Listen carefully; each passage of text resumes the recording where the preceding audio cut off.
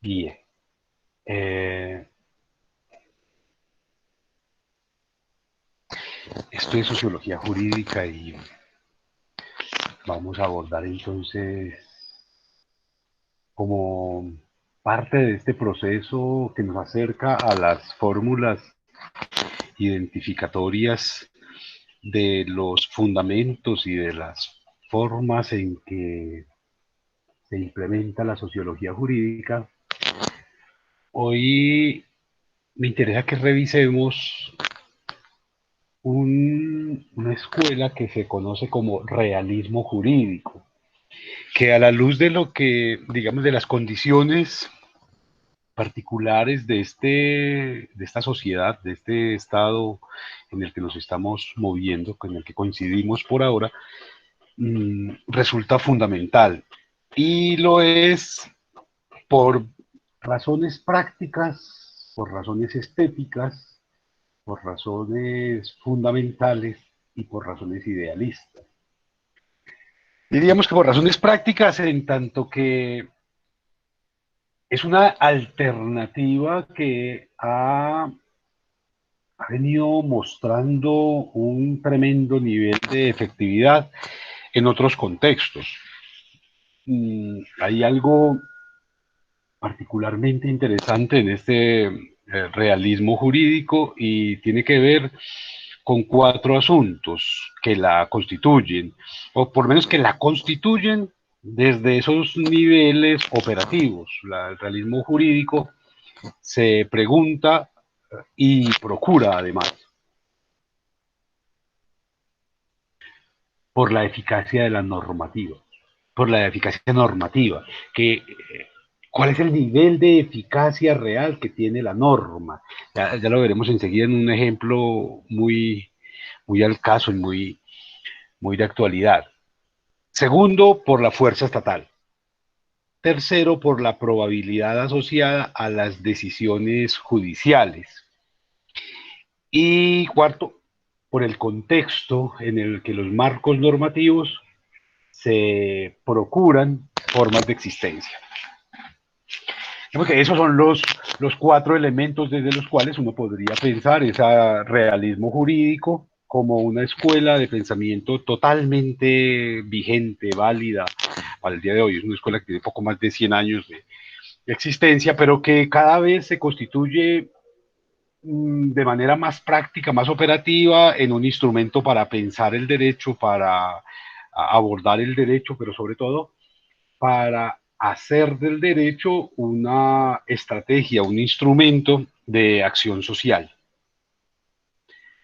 En estos momentos, en este escenario que algunos persisten en llamar Colombia, hay unas condiciones societales, jurídicas, políticas, que resultan un poco de la realidad económica,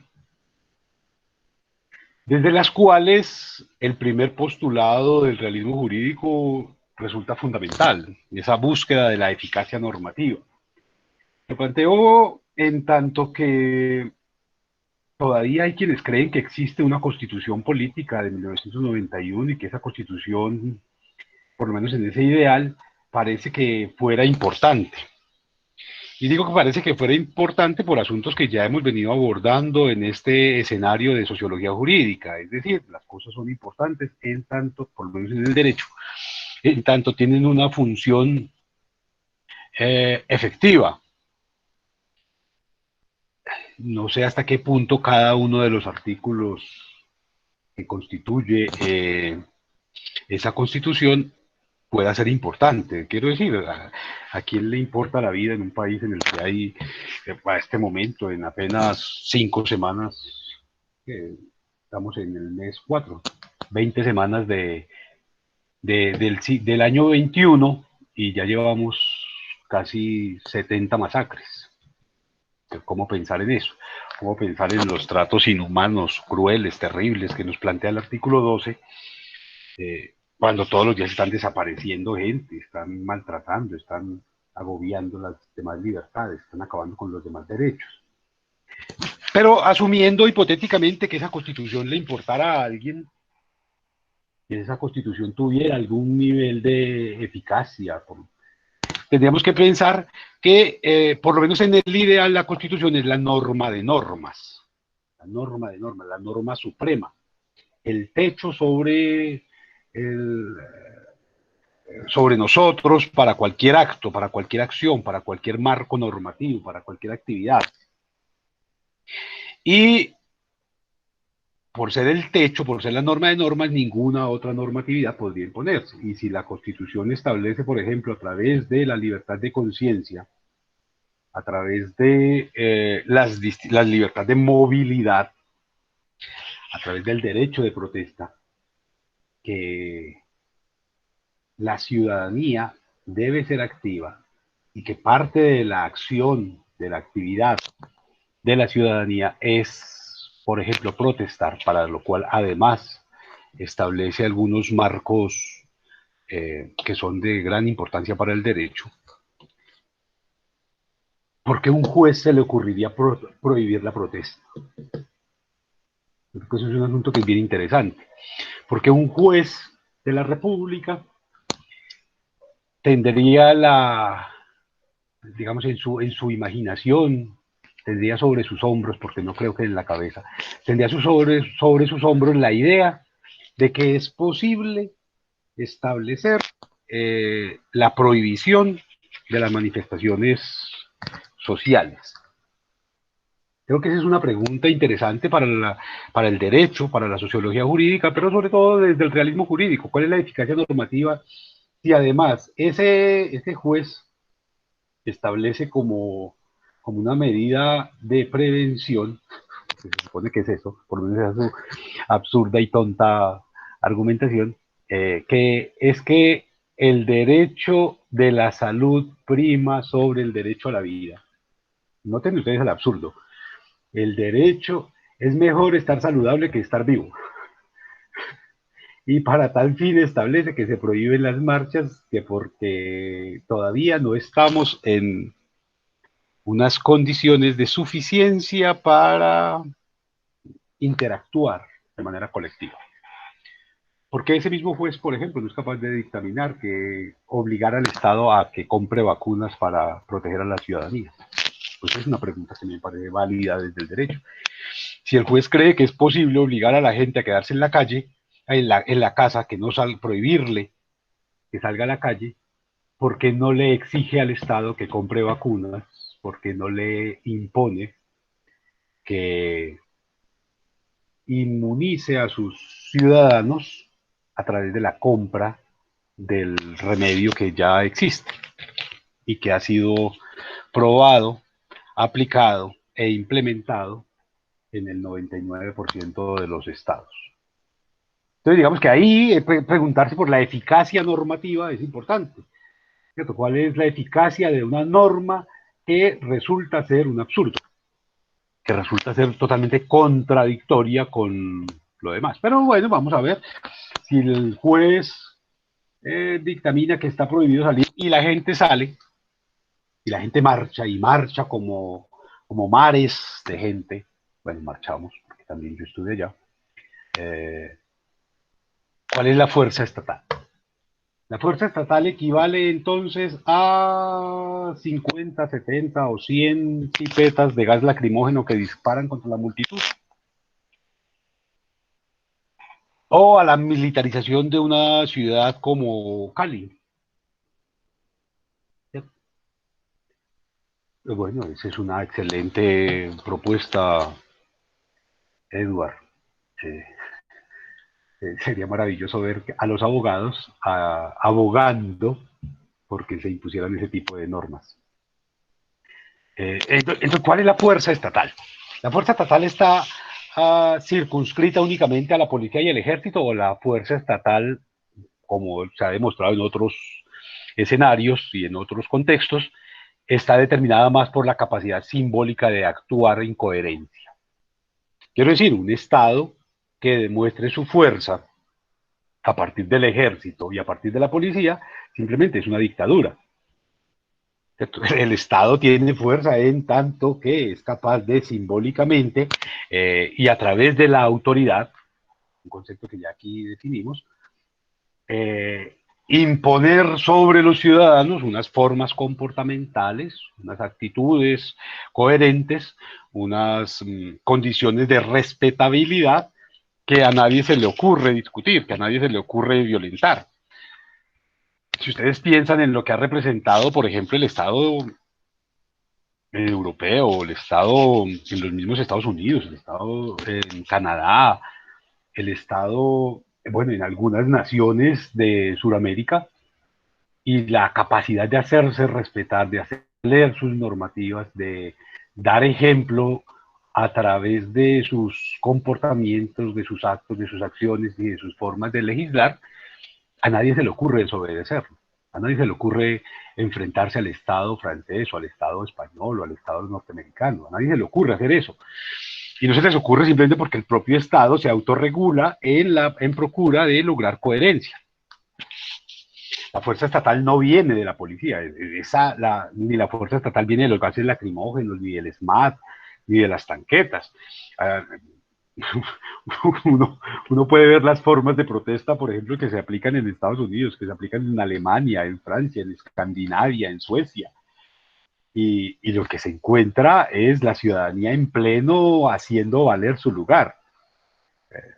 Es una ciudadanía que pusilánime difícilmente le podría exigir al Estado que demuestre una fuerza distinta a la de la correa que les mostraba el papá cuando eran niños a los ciudadanos. Ahí hay un asunto grave. Entonces, el realismo jurídico nos presenta allí ya dos asuntos. La eficacia normativa, habría que preguntarnos cuál es la eficacia de la norma, y cuál es la fuerza del Estado, cuando el Estado circunscribe la fuerza únicamente a los fusiles, los gases lacrimógenos y las patadas y las sacadas de ojo de los manifestantes. ¿Cuál será la fuerza estatal cuando tiene que recurrir, por ejemplo, a cortar árboles a la medianoche para violentar las normas que protegen el medio ambiente? ¿O cuál es la fuerza estatal cuando tiene que estar estableciendo toques de queda ridículos de 2 días en procura de subsanar una pandemia que no tiene vacaciones y que no tiene días libres? ¿Cuál será la fuerza del Estado cuando tiene que recurrir a castigar a los vendedores ambulantes, eh, a los vendedores informales, que son el 70% del comercio, por lo menos en este país, para beneficiar a 4 grandes supertiendas? ¿Cuál será la fuerza del Estado cuando el policía se la pasa maltratando ciudadanos, pero custodiando criminales? Y criminales políticos, que es lo peor, ¿sí? ¿Cuál será la fuerza del Estado cuando ese Estado aboga por la inexistencia de recursos para satisfacer las necesidades del pueblo, mientras que está premiando con contratos a quienes probadamente por la justicia misma colombiana son criminales, corruptos,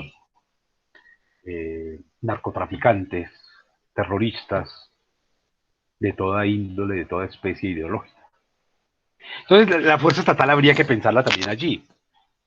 Y nos habla también el realismo jurídico de la probabilidad asociada a las decisiones judiciales, es decir, ¿cuál será esa efectividad, cuál será ese nivel de impacto real que están logrando las decisiones judiciales en un estado en el que, digamos que hay presos que tienen internet, hay presos que están en clubes campestres y clubes militares, hay presos en sus apartamentos estrato 32, disfrutando de una cantidad de privilegios que, digamos, que violentan, que vulneran cualquier estatuto carcelario. Pero no solamente tiene que ver con los presos y con la justicia, sino que tiene que ver con la economía. Vamos a ver, pensémoslo en términos operativos. Habrá gente defensora de las ultraderechas y entonces hay que complacerlos también. ¿Cuál será la probabilidad asociada a las decisiones judiciales cuando el Estado intenta establecer una reforma tributaria que el Estado considera necesaria para poder garantizar la sobrevivencia por más de 7 semanas, por lo menos la sobrevivencia económica, por más de 7 semanas de la nación, de los intereses de la nación? y sale el 80% de los ciudadanos a decirle que no sea absurdo, que no sea arbitrario, que no sea injusto, que no sea criminal. ¿Cuál será el nivel de efectividad que podrá tener un intento normativo como ese cuando la propia ciudadanía está saliendo a la calle a decirle que no, que eso es ridículo? Y entonces allí este realismo jurídico, y vamos a ver que esto tiene unos fundamentos absolutamente geniales, nos pone a pensar, bueno, ¿qué tipo de payasada es esta en la que ni hay eficacia normativa, ni hay fuerza estatal, ni hay probabilidades de que los marcos normativos tengan algún tipo de aplicabilidad? Es simplemente como esos niños que aún no saben escribir y trazan garabatos sobre la arena o en un papel y pretenden que allí dice algo. Es más o menos el mismo ejemplo. Pues en la vida real, el Estado, este Estado que se hace llamar Colombia, sigue funcionando de la misma manera. No tiene ni eficacia normativa, aquí ninguna norma se respeta, salvo que la norma sea impuesta como el código de policía, que lo hacen cumplir los policías a las malas, aunque los policías mismos son los primeros infractores. Si hay ciudadanos violadores de la ley, son los policías. Los policías andan de a dos en una moto y las motos son vehículos unipersonales. Los policías se les ha probado, se les ha comprobado que son violadores en los CAIs de las niñas marchistas. Los policías son la peor calaña en términos de cumplimiento de los derechos humanos y siguen allí. Es una cosa gravísima. Eh, pero además, ¿cuál es la norma que se puede cumplir en términos sociales si las normas están establecidas simplemente para parecer bonitas? Y quienes han tenido la desgracia de escuchar alguna vez al jefe de Estado de este periodo defendiendo en sus discursos el brillante papel que cumple Colombia ante la OCDE, por ejemplo, siendo el segundo país peor calificado en las normas, en las pruebas PISA. Y sale el señor representante del Estado a hablar maravillas de la OCDE, siendo el país que menos presupuesto tiene para la educación y para la ciencia. Sale ese señor a decir que somos una maravilla ante la OCDE, que somos una especie de Estado ejemplar y maravilloso, cuando en este momento más del 70% de los estudiantes que están en la virtualidad ni siquiera tienen acceso a Internet. Todavía les toca con planes de datos, todavía les toca pegarse de cualquier vecino para poder asistir a clases.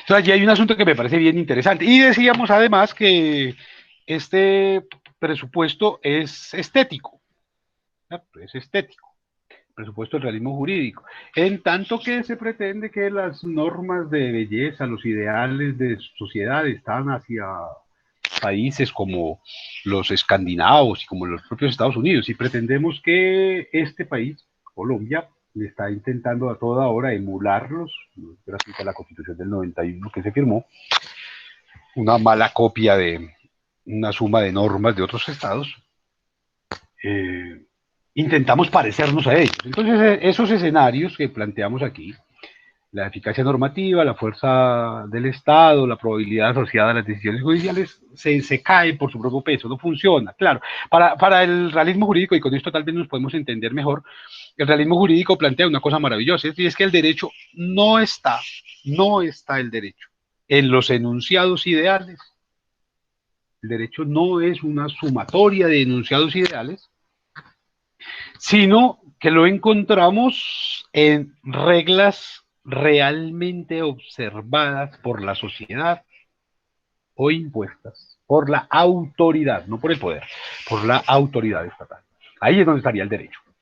Es decir, el derecho deja de ser ese ideal que se tiene de que es un marco normativo para construir sociedades armónicas, equilibradas y mirando hacia el progreso, para empezar a entender que el derecho está constituido, el derecho es en la vida real una sumatoria de reglas que realmente en la vida real, en la cotidianidad, puedan ser observadas por la sociedad ¿cierto? O puedan ser garantizadas como impuestas por la autoridad, no por el poder, por la autoridad estatal. Ahí es, digamos que ese escenario que nos plantea el realismo jurídico es una maravilla. Es una maravilla, porque ahí es donde de verdad tendríamos que pensarnos en contexto. No venir a decir en un país de crímenes atroces, de crímenes constantes, de crímenes diarios, de asesinatos masivos de manera constante, aunque aquí les ponen nombres raros como falsos positivos o como asesinatos múltiples, cuando en realidad son masacres y masacres día a día.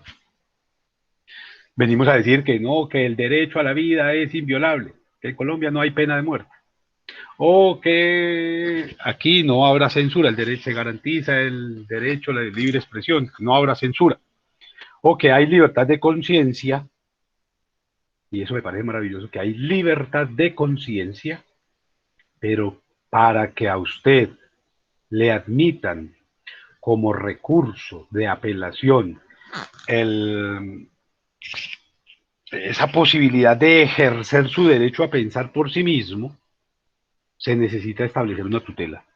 Es decir, para ser objetor de conciencia, usted necesita establecer derechos de tutela, derechos de petición, de mandar al Estado y hacer cuanta carajada para que le admitan que usted es un objetor de conciencia y que por ser objetor de conciencia no va a prestar servicio militar. Que por ser objetor de conciencia, por ejemplo, usted puede o no puede practicar un aborto.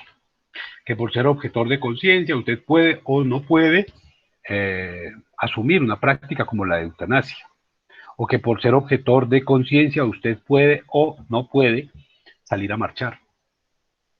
Porque salir a marchar es un asunto de conciencia social. ¿Qué se necesita para que a usted las autoridades le permitan hacer o no hacer en virtud de un argumento como la objeción de conciencia? Y creo que allí tendríamos que revisar toda la Constitución y todos los marcos normativos con los que nos movemos. Entonces, allí, digamos que tendríamos que pensar si realmente estamos hablando, ustedes que estudian Derecho, se están formando para una disciplina académica que procura reglas realmente observadas por la sociedad o, en su defecto, que sean impuestas por la autoridad del Estado. O simplemente se trata de establecer papelitos para tratar de fingir que estamos resolviendo problemas a partir de letras que nadie lee, a través de micos en el Congreso, a través de asteriscos en los contratos, a través de letra pequeña en los convenios. Entonces, cuando un Estado tiene que comenzar a replantearse los objetivos que se trazan las normas, es un Estado fallido. Cuando se tiene que estar corrigiendo la Constitución 60 veces, lo que tiene es un Estado fallido. No tiene un Estado, tiene un circo, tiene una granja, tiene una huerta de cerdos, eso es lo que tiene. Porque la Constitución no es para estarla cambiando, ni los códigos son para estarlos modificando. Tal vez, tal vez sea posible pensar que los códigos habrá que actualizarlos a partir de las nuevas necesidades y de las nuevas demandas de la sociedad, de la tecnología, de las técnicas, de los derechos. Actualizando, pero no cambiando. Cuando se tiene que estar modificando los códigos, los marcos normativos, la Constitución, cada periodo de gobierno para atender a los caprichos, a las necesidades del gobernante o de la esposa del gobernante o de los amigos del gobernante, usted no tiene un Estado, usted lo que tiene es una tienda de barrio. Las tiendas de barrio usted las organiza como le da la gana cada semana. Pero las tiendas organizadas, las tiendas serias no se están modificando porque necesitamos que el ciudadano como el comprador pueda orientarse, sepa para dónde ir, sepa cuánto vale, sepa dónde está, sepa a quién acudir, sepa cómo acudir. Pero allí el realismo jurídico sí nos está presentando todo un escenario maravilloso, desde la eficacia normativa, la fuerza estatal, la probabilidad asociada a las decisiones judiciales, ¿cierto? Pero a través, sobre todo, de ese fundamento según el cual el derecho no está en los enunciados ideales, sino en las reglas realmente observadas por la sociedad o que son impuestas por la autoridad del Estado. Ahora bien, ¿esto en qué se fundamenta? Porque es que eso es interesante también entenderlo, que es que una forma de pensamiento como el realismo jurídico no sale de los caprichos de algún loquito por ahí que está tratando de contradecir lo que ya está hecho o lo que se supone que ya está inventado. No, digamos que tiene tres fundamentos. Uno ontológico, que es fundamental, la ontología, ustedes saben, es el estudio del ser por el ser, el ontos, el ser por el ser, que se pregunta siempre qué tipo de entidad es el derecho. Todo el tiempo se está preguntando el realismo jurídico qué tipo de entidad es el derecho. Es una entidad política, es una entidad jurídica, es una entidad económica, es una entidad social, ¿qué tipo de entidad? Y esa pregunta no tiene una respuesta acabada. ¿Cierto? Tiene que ser muy arbitrario quien pretenda tener una verdad sobre eso, en tanto que las sociedades vienen cambiando, se vienen adaptando a nuevas condiciones, a nuevas posibilidades, a nuevos desafíos, a nuevos retos. Entonces, ontológicamente es muy interesante preguntarse qué tipo de entidad es el derecho. Bueno, además, no es lo mismo el derecho en una sociedad industrializada que en una sociedad en vías de desarrollo.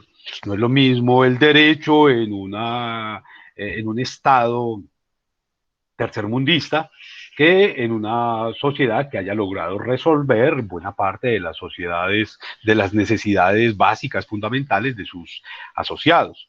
Entonces, esa pregunta es clave, ¿cierto? ¿Qué tipo de entidad es el derecho? Desde la ontología. Desde la epistemología, por supuesto, la pregunta desde el realismo jurídico tiene que ver, bueno, ¿en qué consiste el conocimiento del derecho? ¿En qué consiste? ¿Cuál es el objeto de estudio del derecho? ¿Cuáles son esas formas, esas pautas, esos conceptos, esas teorías, esos modelos del derecho que pueden considerarse científicamente elaboradas? Bueno, por lo menos rigurosamente depuradas. Ahí hay un asunto que es fundamental también entenderlo, ¿cierto? Es decir, desde la epistemología, ¿en qué consiste el conocimiento científico del derecho? Hay quienes abogan que el derecho es una ciencia. Bueno, desde que él se vienen con esa cantaleta de que el conocimiento es el derecho es una ciencia porque tiene método, ahora ya tiene método a partir de la sociología jurídica.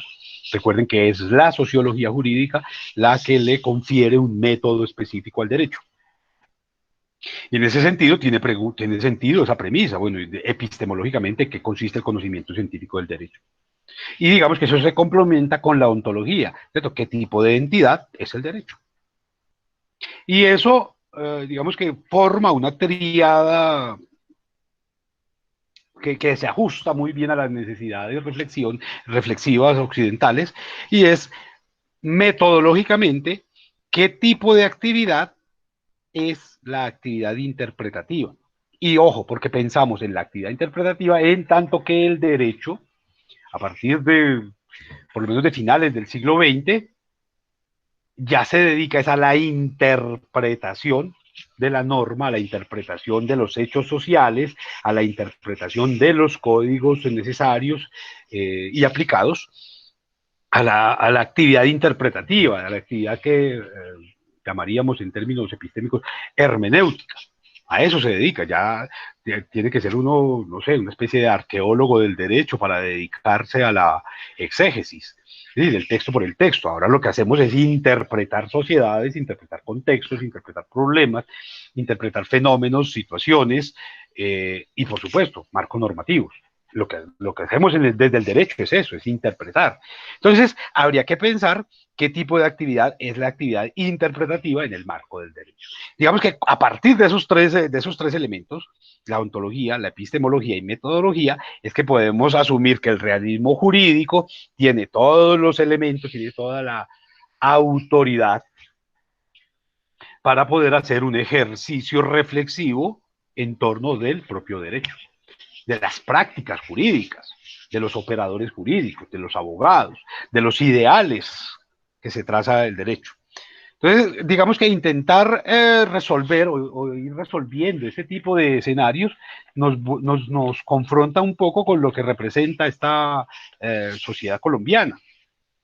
Por lo menos a mí me parece interesante, un ejercicio como el de las marchas, el de la marcha que comenzó ayer, que hoy continúa en algunos escenarios, y que muy seguramente mañana, 1 de mayo, va a continuar, resulta fundamental. Ahora bien, ¿cuáles son, y esa pregunta es clave, cuáles son esas características que podríamos conferirle al derecho, bueno, más bien al realismo jurídico, para pensar las sociedades, para pensar los modelos, para pensar las sociedades? Lo primero es la indeterminación del derecho. Eso me parece que es fundamental entender. Hay un asunto que tiene que ver con esa indeterminación del derecho, es decir, que las leyes no se sancionan, las leyes no solucionan problemas. No es por la ley que se soluciona el problema, sino por la transformación de conductas, por la transformación de modelos asociados a las prácticas, por el cambio de paradigmas sociales que se logran resolver los problemas. Y eso a algunos les parecerá tonto, pero resulta fundamental entender eso. Y las leyes no solucionan por sí mismos nada. ¿Cierto? Las leyes, bueno, tendríamos que hacer la pregunta, ¿qué tendría que ser primero, el acto o la ley? El derecho tiene que ser preventivo o tiene que responder a unas condiciones estructurales de la sociedad. El abogado el juez es un mago que está adivinando lo que va a pasar en el futuro y por lo tanto establece una norma tratando de responder a esa posibilidad. O el abogado es un científico que es capaz de responder a lo que está sucediendo a través de la sanción de una cantidad de normas, pero entendiendo que la norma per se, la norma por sí misma, no transforma, no cambia. Esto aquí en este país pasan cosas rarísimas. ¿Cierto? Y es que un gobernante es capaz de acabar la pobreza a través de una norma. Acabaron la pobreza, en este país acabaron la pobreza a punta de normas, ¿cierto? Entonces, ahora, a partir de ahora, todo aquel que se gane más de 150.000 pesos no es pobre, sino que hace parte de la clase media. Esa es la norma. Y entonces, en términos normativos, ya no existen pobres, todo el mundo es clase media. A partir de los marcos normativos, se supone que se descontaminan los ríos. A partir del día de hoy, el río ya no está contaminado. A partir de hoy, el aire ya no está contaminado. A partir de hoy, las montañas están repobladas otra vez de campesinos sonrientes y felices que baten las banderas y aplauden cuando pasan los pajaritos. Intentamos por la vía de la norma, solucionar problemas. Y lo que nos está diciendo el realismo jurídico es: no, señor, no, señor. La indeterminación del derecho establece que las leyes no solucionan problemas, que las leyes por sí mismas no cambian nada. A usted le pueden decir a partir de mañana, vea, a partir de mañana usted es estrato 6 y usted va a seguir pidiendo prestado para el almuerzo. Va a tener que seguir yendo a pie para la universidad porque no tiene cómo pagar un pasaje. Si paga el pasaje no puede desayunar. Entonces las leyes no solucionan nada y digamos que ese escenario es fundamental entenderlo desde el realismo jurídico. No solucionan nada las leyes por sí mismas. Pero digamos que la otra característica, además de la indeterminación del derecho, que nos plantea el realismo jurídico es que el derecho debe ser y tiene que ser interdisciplinario. Es que el que solo de derecho sabe, no sabe de derecho, no sabe nada.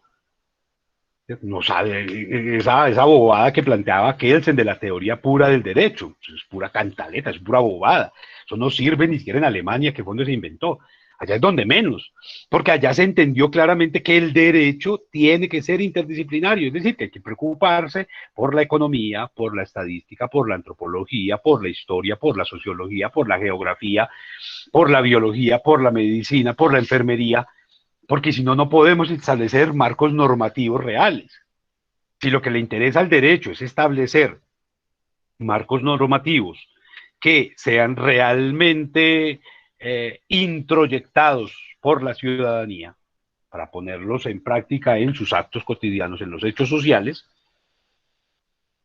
entonces la norma que se establece tiene que estar alimentada por los distintos saberes. Luego vamos a ver a cuántos médicos se consultan para establecer normas jurídicas. Entonces aquí se establecen pendejadas como que, ay, vamos a hacer toque de queda jueves, viernes, jueves desde las 10 de la noche, desde las 8 de la noche, más viernes, más sábado, más domingo. Y eso se lo consultaron a los médicos. Si ustedes hacen el trabajo de leer las súplicas, porque son eso, son súplicas ya, que están haciendo las asociaciones médicas del país. En todas ellas se demanda, se pide, se solicita, se implora, se suplica. Oiga, pongan un toque de queda serio porque el pico de pandemia está siendo supremamente agresivo y no hay formas de controlar esto si no es a partir de unos aislamientos reales. Pero no para no perjudicar a los franceses dueños del éxito. Entonces no establecemos picos, no establecemos medidas que logren resolver problemas sociales, sino simplemente que establecemos marcos normativos que beneficien a multinacionales, a las grandes empresas. Entonces prima la economía sobre la vida, el falso dilema que les proponen a ustedes los legisladores. Hay que salvar la economía para poder salvar la vida. Pues en un nivel de idiotez bastante alto, se hacen ese tipo de presupuestos cuando sin vida no hay nada. O sea, lo primero que hay que salvar es la vida. Sin vida no hay salud, y sin vida no hay economía, y sin vida no hay política, y sin vida no hay representación, y sin vida no hay seguridad, y sin vida no hay nada. El presupuesto fundamental, por eso es tan absurdo que el derecho a la vida sea el número 11 y no el número 1 en un Estado. Es ridículo. Pero vamos a ver, el presupuesto normativo no toma en cuenta a los distintos profesionales, a los distintos saberes, a las distintas disciplinas y por lo tanto se vuelve ineficaz. Se intentan establecer marcos normativos, por ejemplo, desde la economía. Impongamos esta reforma tributaria y quien impone la reforma tributaria no tiene ni idea de economía. De hecho, ha demostrado en cada uno de sus lugares preliminares como profesional o como oficiante, como cobrador de sueldos más bien, un fracaso total. Fue un fracaso total cada vez que ocupó cualquier cargo anterior. Lo único que ha demostrado realmente es un corrupto, además demostrado por la misma fiscalía, ha robado hasta donde más, ha estado siempre defendiendo los intereses de las más corruptos, y eso no lo dice su profesor, eso lo dice la propia fiscalía, lo dicen las propias investigaciones que le han adelantado y que han concluido que efectivamente ese señor que está elaborando o que elaboró esa reforma constitucional, esa reforma tributaria, es un corrupto, es un ladrón, no sabe de economía, pero es el que está estableciendo el marco normativo que regulará las finanzas de los colombianos, las finanzas de los ciudadanos, de los habitantes, de los residentes más bien, en Colombia para los próximos años. Entonces, si el derecho no es interdisciplinario, ¿cierto? No puede ser efectivo, no puede ser eficaz. Y en eso el realismo jurídico nos está dando una lección maravillosa desde hace más de 100 años. Pero además nos dice, además de que es como característica tiene la indeterminación del derecho, es decir, que las leyes no solucionan problemas, y además de que es interdisciplinario, nos dice que el derecho tiene que ser instrumentalista. Es decir, que el derecho nos tiene que servir para alcanzar propósitos sociales. Es decir, le da una intención real de existencia al derecho. El derecho debe ser para alcanzar propósitos sociales. ¿Cuáles son los propósitos sociales? Los que traza la sociedad, no los que traza un gobernante. Una sociedad puede estar gobernada por un payaso, y casos se han visto, por un corrupto, por un asesino, y eso se ha visto. Pero es que los ideales sociales no los establece, no los define y no los precisa el gobernante, sino la propia sociedad. ¿A partir de qué? De las transformaciones. Una de las transformaciones, por ejemplo, viene de la salud, otra de la tecnología, otras del deporte, otras de los escenarios culturales, democráticos, deportivos, lúdicos, académicos, gastronómicos, ambientales, ecológicos, climáticos. Todos esos ideales se construyen desde la sociedad, desde las identificaciones que hace la ciudadanía, que hacen los ciudadanos, en relación con sus propias expectativas. Esos ideales sociales son logrados a partir del derecho. Eso es lo que nos plantea, por lo menos, el realismo jurídico. El derecho es para la realización, para el alcance, para el logro de propósitos sociales. Entonces, bueno, tendríamos que hacer un ejercicio que sería maravilloso para, sobre todo para ustedes que estudian Derecho. ¿Cuáles son los ideales sociales de este escenario nacional, Colombia, en 2021? ¿Cuáles son los ideales? Y ya tendrían que hacer ustedes el ejercicio. Bueno, vamos a listar, vamos a hacer una lista de los ideales sociales que ustedes como estudiantes, pero además como jóvenes, pero además como ciudadanos, han podido verificar que se tienen para la realización social. ¿Cuáles son esos ideales sociales? Y entonces habrá gente que todavía tenga mentalidad de viejito y siga creyendo, como pensaron sus abuelos, que no, que el ideal social es la paz, que el ideal social es la justicia, que el ideal social es la armonía, que el ideal social es el progreso. Sus abuelos pensaban así y ustedes siguen pensando como ellos. ¿Cuáles son esos ideales sociales? Bueno, habrá quienes piensen que el ideal social por excelencia sea la riqueza, y está bien. Cuando un Estado no se dice mentiras en relación con lo que hace y lo que piensa, pues logra unos niveles de concreción de realidad bastante interesantes. Y uno encuentra estados que realmente se dedicaron a eso, a establecer como función social la riqueza. Y entonces usted encuentra Dubái, Dubái que quería ser rico y lo logró.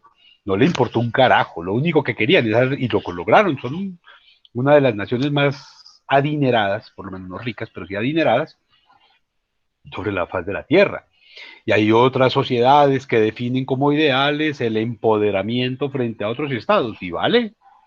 Bueno, usted ve cuál fue, ese no fue el ideal de los Estados Unidos, y lo han logrado, se han empoderado frente a las demás sociedades y frente a los demás estados.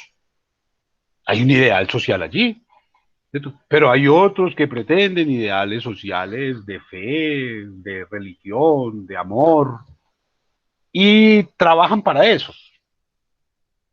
La pregunta que ustedes tendrían que hacerse hoy desde este marco societal, de este marco humano en el que ustedes son los representantes por excelencia, sería por la identificación de los ideales sociales que tiene el escenario en el que ustedes se mueven. ¿Cuáles son esos ideales sociales? Piénsenlo si quieren en términos micro. ¿Cuál es el ideal social o el ideal familiar en el que usted se mueve? ¿O cuál es el ideal humano, profesional, académico en el que usted, cada uno de ustedes, se mueve? ¿Cuál es la idea que realmente lo mueve? ¿Y qué tanto esa idea está siendo coherente con sus actos, con sus decisiones, con sus expectativas, con sus posibilidades, con su preparación, con sus recursos humanos, técnicos, tecnológicos, de tiempo? ese ideal que usted tiene, o ese ideal que usted nombra por lo menos, es coherente con eso. Y yo creo que habría que pensar entonces, no solamente en la sociedad, sino también en lo individual, porque la sociedad, contrario a lo que plantea la receta de cocina, que es la Constitución del 91, no es la sociedad, no es la familia, el núcleo fundamental de la sociedad, sino que es el individuo. Entonces, si sus ideales como individuo están claros y son coherentes con sus actos, por supuesto, los ideales como familia o como parte de una familia irán mejor encaminados. Y por supuesto, si los de familia van bien encaminados, pues como Estado, como comunidad, como colectivo, también irán bien. Pero digamos que eso habría que pensar. O sea, y en ese sentido, entonces tendríamos que hacernos o acercarnos a la cuarta característica que tiene el realismo jurídico, más allá de la indeterminación del derecho, de la interdisciplinariedad y la instrumentalización, que tiene que ver con, con que el núcleo del derecho es un reconocimiento que a mí me parece absolutamente maravilloso. Nos dice que el núcleo del derecho no son las leyes, sino los hechos. Y esto parece una verdad de perogrullo, pues, pero es importantísimo entenderla. El núcleo fundamental, la preocupación del derecho, de las normas jurídicas, de los escenarios jurisprudenciales, no son las normas, no son las leyes, sino que tienen que ser los hechos.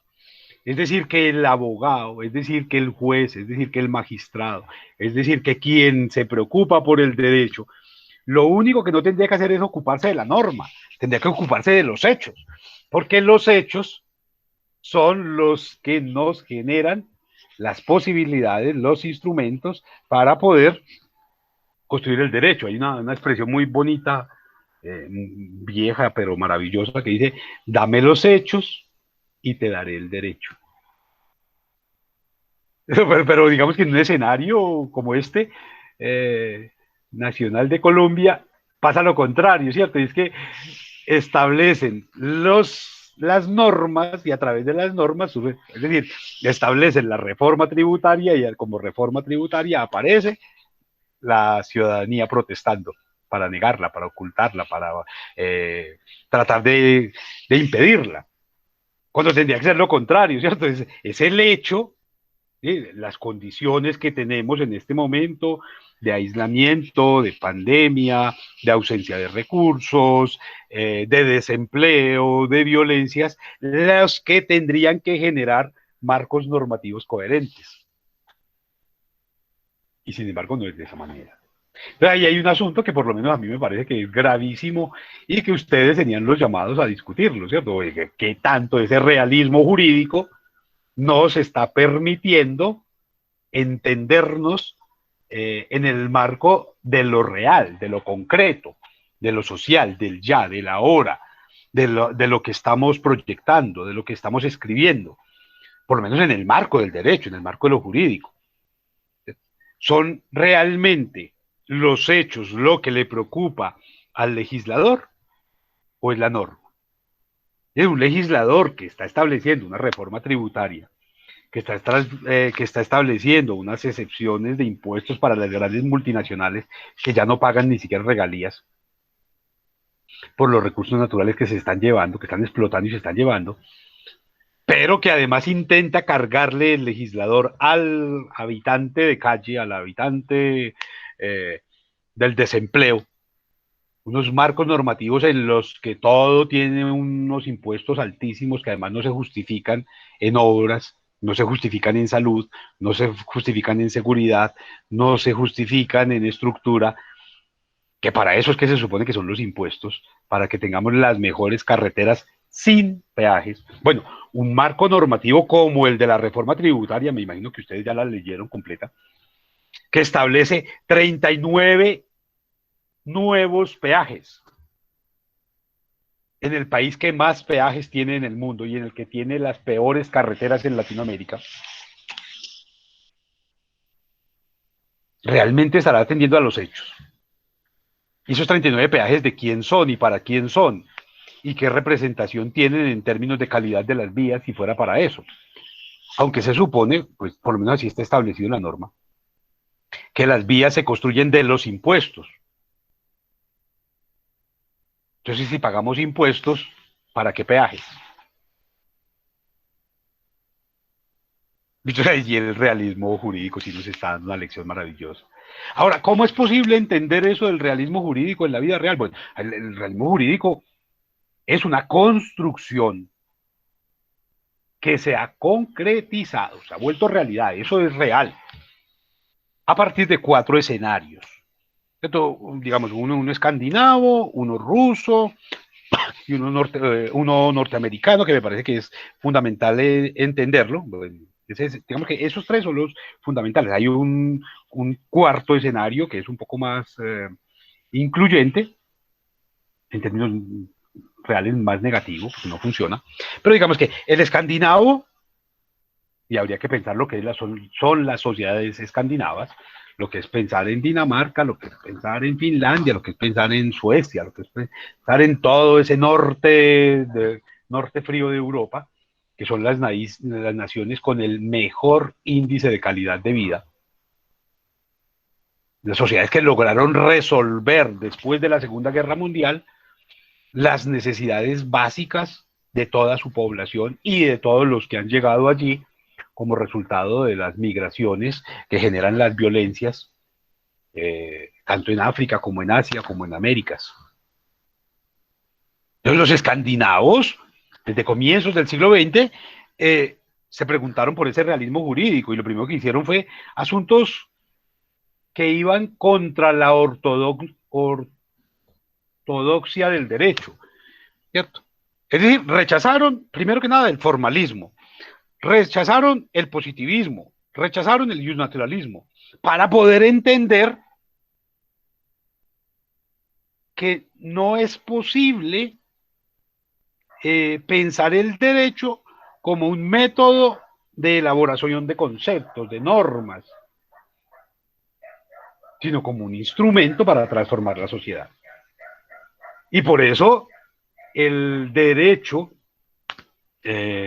escandinavo ha logrado ser tan coherente. Cuando ustedes encuentran esos ejemplos maravillosos de la realeza de Dinamarca frente al nazismo, el abrir las fronteras para que los judíos pudieran salvar el cuero y llegar allá con pasaporte danés, aunque no fueran de allí. Ahí lo que dicen, bueno, lo que se necesita no es una norma, lo que se necesita no es pedirles visa ni pasaporte, sino necesitamos es salvarlos de un sistema absolutamente absurdo que los está asesinando. Después veremos cómo resolver, por ahora salvémosles la vida. Y entonces ustedes se encuentran en ejemplos como ese, bueno, no solamente en ese momento, sino posteriormente, en la década del 80 sobre todo. Y bueno, pero estas sociedades danesas, ¿cómo en medio de unas condiciones climáticas, geográficas, atmosféricas, tan abrumadoras, tan absurdas, cómo lograron posicionarse como las sociedades con mejor calidad de vida? Y la respuesta está en el derecho, en la forma del derecho que establecieron para regular sus propias acciones, sus propios hechos sociales. No está en la política, no estuvieron ni en la economía, aunque la economía ayudó muchísimo, pero eran pueblos que vivían de cazar ballenas. ¿Cómo logran estas sociedades configurar sin tener recursos naturales, sin tener recursos económicos, sin tener recursos más allá de una historia mítica? ¿Cómo logran configurar escenarios tecnológicos como Nokia, o multinacionales como la Nestlé? Para poner 2 ejemplos de entre los montones que nos habitan todos los días en la cotidiana, ¿cómo logran llegar aquí a Colombia y posicionarse? Aquí tragan más productos de Nestlé que allá mismo, cuando aquí es donde producimos el café y producimos todo ese poco de carajadas que venden ellos. Nosotros vamos y les compramos a ellos cuando nosotros los producimos. ¿Cómo lograron eso? Sino a través de marcos jurídicos que atendían al derecho, que atendían a a las realidades sociales, a las necesidades propias. Entonces, allí habría que entender que ese realismo jurídico escandinavo al rechazar ese naturalismo, al rechazar el positivismo, al rechazar el formalismo, para pensar en un método de elaboración de conceptos que respondiera realmente a las necesidades, lograron un tremendo acierto. Otra de las escuelas que alimenta ese realismo jurídico es la escuela soviética, por supuesto, la escuela rusa. Se conoce como soviética por el momento en el que se fundamentó, que asumió como modelo de pensamiento del realismo jurídico toda esa doctrina marxista-leninista. Y aquí en algún momento tuvimos la oportunidad de pensar a Marx en esa necesidad de superar los privilegios de la burguesía para atender a las necesidades del proletariado. Y cuando usted plantea un derecho que defienda no a las élites, sino al pueblo, que son mayoría, sin tener que asesinar las élites, sin tener que desaparecerlas, sino dándoles un lugar dentro del marco social, porque se trata de eso, aquí no se trata de desaparecer a nadie, ni de matar a nadie, ni de eliminar a nadie, sino de darle a cada quien un lugar equivalente dentro del marco social. Entonces el realismo jurídico lo que va a intentar todo el tiempo es superar ese asunto de que la burguesía por burguesía merece privilegios para darle a todos los ciudadanos, a todos los residentes, a todos los habitantes, la posibilidad de conseguir siempre mejores condiciones de existencia a través del respeto por las normas, en tanto que las normas respetan el contexto, respetan las posibilidades, respetan las expectativas de la propia sociedad. Entonces, ahí hay una cosa bien interesante en ese modelo soviético, y es que, hey, no, aquí no podemos seguir legislando para los Sarmientos, para los Uribes, para los Duques, sino que tenemos que legislar para el pueblo, para beneficiar, porque si se beneficia el pueblo, si se beneficia a los ciudadanos, si se beneficia a los obreros, a los estudiantes, a las amas de casa, ¿cierto? A los desocupados, si se beneficia a todos ellos, ¿quién gana? Pues gana todo el mundo, gana todo el mundo porque todo el mundo va a tener suficientes condiciones para seguir manteniendo economías de mercado en las que todos podemos interactuar de manera efectiva. Entonces allí yo creo que ese modelo soviético también termina siendo bien interesante. Beneficiar al ama de casa, al obrero, al desempleado, es beneficiar también al dueño del centro comercial, porque entonces el estudiante, el trabajador, el obrero va a tener plata para ir a comprar. Y entonces la economía de mercado, que tanto le preocupa a algunos, pues va a seguir movilizándose, va a seguir dinamizándose, va a seguir creciendo.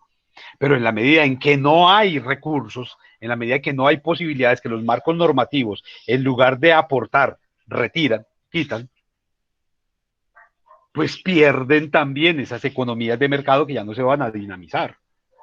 Ahí es una regla de tres simple que tiene que ser uno muy idiota, digo yo, para no poderla entender, para poder establecer una reforma tributaria que intenta quitarle lo poco que tienen a los pocos que han podido mantener algo y con la que se quiebra todo el país. Hay un asunto que es absurdo, que es la negación de la lógica más simple del mundo. Y ahí el modelo soviético nos ayuda a entender. Hey, no, si nos beneficiamos todos, todos ganamos. El que tiene más ganará más. El que tiene menos ganará más. Y el que no tiene, pues ganará también. Pero cuando usted solamente va a beneficiar a los cuatro finqueros, a los cuatro mafiosos, a los cuatro narcos, pues todo el resto de la sociedad, que es la que sostiene las instituciones, que es la que sostiene los trabajos, que es la que sostiene la economía, pues se va a caer. No va a quedar más vías que la protesta, que el desespero, que el desamparo, que la miserización. Entonces, no es gratuito que este país, que tiene los más grandes recursos naturales del hemisferio, como dicen las publicidades con las que tanto se oferta, que tiene tres cordilleras, que tiene todos los climas, que tiene gente maravillosa, que tiene gente productiva, sea el tercer país en calidad de vida, el peor, tercer país peor en calidad de vida del mundo entero. El peor, teniendo todas las fórmulas para hacer una superpotencia, no somos nada. Viendo usted lo que representa un país como Israel, vive en un peladero de desierto espantoso y logró constituirse en una gran potencia. ¿Y de dónde se pegaron ellos? No tenían ni siquiera dónde sembrar, porque en el desierto, ¿quién siembra? Y lograron sembrar limones y convertirse en una potencia exportadora de limones en el desierto. Aquí que podemos sembrar de todo, no sembramos nada porque los tratados de libre comercio, porque los pactos y porque los ganaderos se la roban toda. Toda la tierra la cogieron para tener 3 vacas porque tenemos que importar carne porque los ganaderos de aquí ni siquiera producen carne para autoabastecernos. Pero se supone que son la gran élite. Entonces digamos que ese modelo marxista-leninista del modelo soviético también nos da una visión distinta de la de los escandinavos, pero absolutamente importante. La otra influencia que tiene este modelo es el norteamericano, por supuesto, cómo dejarlos por fuera. Y el realismo jurídico norteamericano lo que nos plantea es una reforma legal liberal constitucional, que tiene una traducción que a los leguleyos no les gusta mucho. A esa gente que no le gusta pensar, sino repetir códigos. Y es que se necesitan menos normas prescriptivas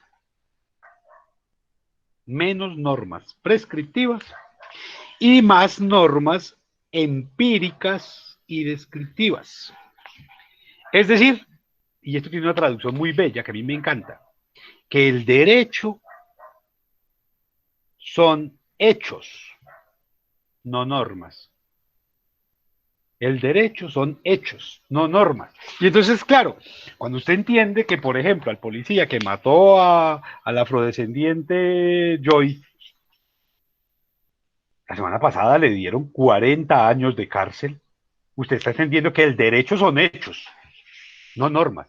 Porque cuando usted ve que aquí al asesino criminal maldito que mató a Dylan, ¿cierto? Le dieron 3 meses de vacaciones en Cartagena por haberlo matado y una medallita en la hoja de vida. Entonces se entiende que aquí el derecho es una norma maldita que no sirve para nada. Mientras que en otros escenarios el derecho es un hecho, es decir, esto es para cumplirlo. Cuando aquí al que se le prueba, se le comprueba con fotos, con videos que salen en los noticieros, que es un narcotraficante que tiene una finca en donde se produce coca, y usted como castigo lo convierte, lo mantiene y lo sostiene como embajador, usted está entendiendo que el derecho aquí son normas, que aquí echa la ley, echa la trampa, que aquí el narcotráfico puso al presidente con los votos de la ñeñe política, que aquí se lograron reelecciones presidenciales por medio de la yidis política. Todo eso es corrupción. Que aquí Odebrecht fue el gran gestor de grandes procesos de corrupción y sin embargo seguimos contratando con ellos.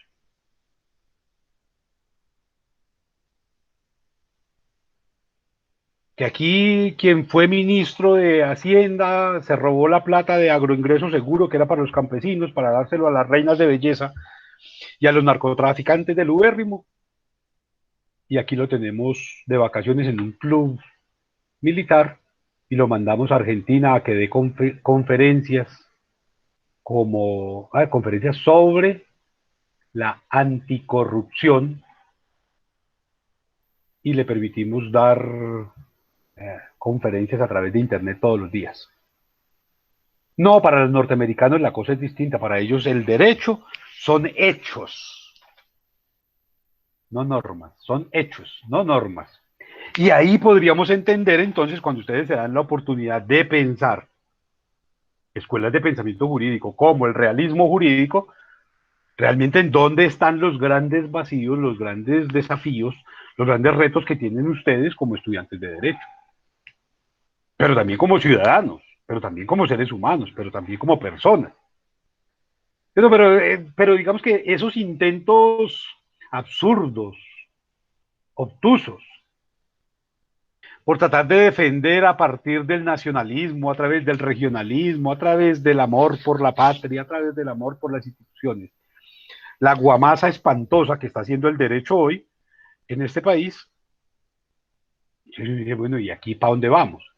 Y uno encuentra aquí abogados muy serios. Yo en Colombia conozco abogados absolutamente serios y tengo el privilegio de ser amigo de algunos de ellos, que realmente piensan, que cuestionan, que proponen, que se enfrentan, que dan debates argumentados y que son desconocidos por los propios estudiantes de derecho que siguen creyendo que los Abelardo de la Espriella, con ínfulas de vedette, de actriz de cine porno, eh, son las grandes eminencias del derecho. Yo creo que ahí hay una necesaria reflexión por parte de ustedes que son estudiantes de derecho hacia lo que representa una escuela de entre tantas, como es el realismo jurídico. Yo aquí les he planteado un escenario bastante generalizado, bastante, digamos, muy estructural de lo que es el realismo jurídico. Ya es tarea de ustedes profundizar un poco en cómo funciona eso. Uno podría pensar un cuarto escenario del realismo jurídico y es el realismo jurídico latinoamericano. ¿Cierto? Un realismo jurídico que contradice todos los presupuestos del realismo jurídico como escuela. Es decir, que se fundamenta en la norma, que se fundamenta no en el contexto, sino en unos ideales discursivos, que no piensa en los hechos, sino en las leyes.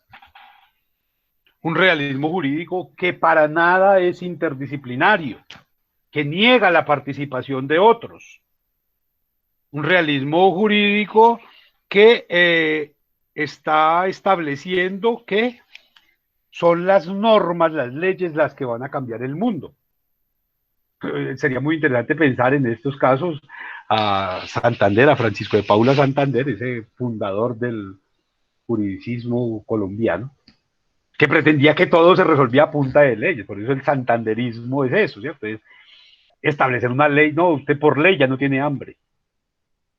Usted por ley ahora es feliz. No es gratuito justamente que esos países que intentan, que contravienen los ideales del realismo jurídico, sean católicos. Esa es la forma más eficaz, la forma más efectiva para ser un infeliz es ser judeocristiano, es ser católico. Porque el judeocristianismo garantiza que si usted sufre mucho, es decir, si usted no es feliz, si usted sufre mucho en esta vida, en la otra vida, en el paraíso, va a ser feliz. Y entonces se asume eso como modelo, sufra, aguante, soporte, castíguese, haga penitencia, que después de muerto va a venir el juicio final y allí todos seremos felices. La mejor manera de ser infeliz es ser judeocristiano, es tener esas convicciones religiosas, porque allí se fundamenta justamente, y no es gratuito que la Constitución Política del 91 se invoque la protección de ese Dios judeocristiano, no de los dioses, no de las deidades en plural, sino que se mantenga dentro de un monismo teológico judeocristiano. Y digamos que ahí está la gran tragedia, cuando usted no logra entender que el derecho y la teología son disciplinas distintas, sino que intenta juntarlas, abrazarlas y hermanarlas, lo que genera es el caldo de cultivo para unas sociedades absolutamente injustas, desiguales. Los países más pobres de la Tierra son católicos. Haga el ejercicio sociológico de buscarlos. Los países más pobres de la Tierra, con más niveles de injusticias, son católicos.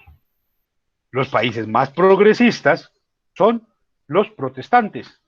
Y haga el ejercicio de pensarlo. Piense usted lo que es Estados Unidos, lo que es Canadá, lo que es Francia, Bélgica, Alemania, Dinamarca. Protestantes. Porque ellos entendieron que era por la vía, no de la fe, sino del trabajo, que se mejoraban las sociedades. Bien. Guardo silencio ahora para escuchar sus inquietudes, sus lecturas, sus propuestas, sus preguntas y pues avanzar hacia la recta final de esta asignatura que ya está a pocas semanas de llegar a su final. Tienen la palabra ustedes.